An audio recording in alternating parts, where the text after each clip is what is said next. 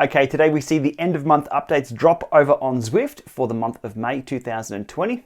And here is the changelog. Quite a bit to it.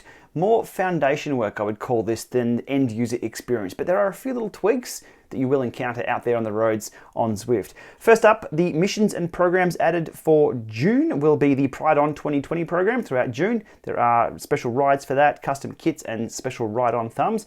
New content added. There's a new esports focused training plan for those who want to improve their indoor racing experience. I'm very keen to have a look at those. At the end of the video, we'll dive into those plans and see what they're all about. E-racing is absolutely brutal. If they've made a new training plan for that, I'm sure it's not going to be easy. Introduced a new version of the ramp test for riders who are smaller and lighter. Standard ramp tests can be quite brutal for the smaller or the younger rider. So this will address that one with smaller steps starting off at a lower base to estimate their FTP. That's a good thing. They've added numerous World Tour Team event archers and cycling kits to upcoming events. That's standard. We usually see new kits roll out with every update on Zwift for pro teams and other celebrities in game. New running kits and accessories for upcoming running programs. Again, this is par for the course with the monthly updates, but it's good to see them listing that as what's being pushed out. Under events and meetups, they do list a change here to the Meetup chat. So if you've got 100 of your closest friends in your meetup and you're chatting away, nobody else is going to see that text. So that's a thumbs up for more improvements rolling out to meetups. There's an event-only power-up to spice things up on dirt courses called the Steamroller. They list here that the Steamroller power-up will make any bike ride smoother on dirt for a short period of time. So if you accidentally have the wrong bike on a dirt section, and there is a few dirt sections on the road courses on Zwift, you can execute that power-up and not be hampered by the different rolling resistance that will impact your in-game speed. They also list here that you can now equip any mountain bike or TT bike in the garage to be used in a mountain bike or TT bike only event. That seems a bit strange, but in the past, if you were joining an event that put you on a mountain bike, you couldn't choose which one. Same with a time trial bike. It would just place you on a time trial bike and you couldn't customize that. Now you can go into the garage and choose which one of those bikes to use for that event. Bug fixes and improvements, well, there's a ton of foundation work behind the scenes. So no, it's not new roads. No, it's not new experiences on the bike, but it's going to be a more reliable experience when connecting to Bluetooth devices here on Windows 10, Bluetooth behavior with iOS, Ant Plus on Android. What else do we have listed here?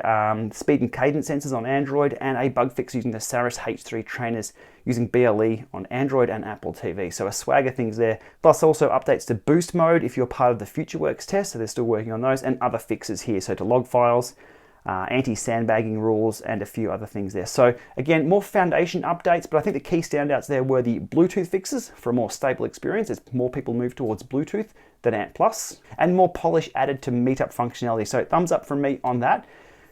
I don't think this is the last update we'll see from, I've just got a feeling there's another update coming soon. Stay tuned. But in the meantime, let's have a look at these e-racing plans.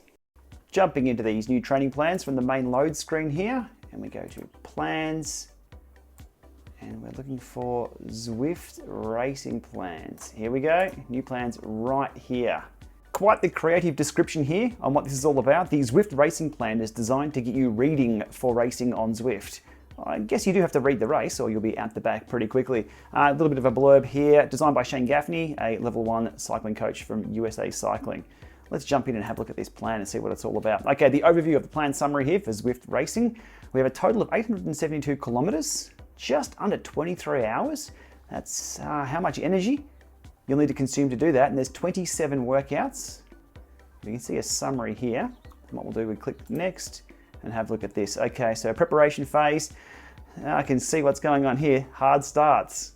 That looks familiar. Looks exactly like a Zwift race. Okay, sweet spot ramps. Okay, it's good base building. Again, some hard starts and a hard finish. That's all about the race. Fast and easy. Hard starts again. I think there's a theme here. So you have a hard starts day, and then an easy-ish day, hard starts. Oof. Now, the color codes here, I've done a video on those. I'll link to below in the video description about what these color codes mean. As I mouse over, you'll see what they relate to based on my set FTP. It can be pretty brutal. Easy, hard starts, easy-ish, hard starts. Oof.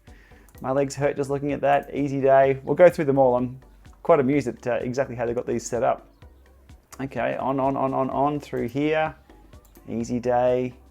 Oh, that one's got a bit of a hard finish at the end, 20 seconds.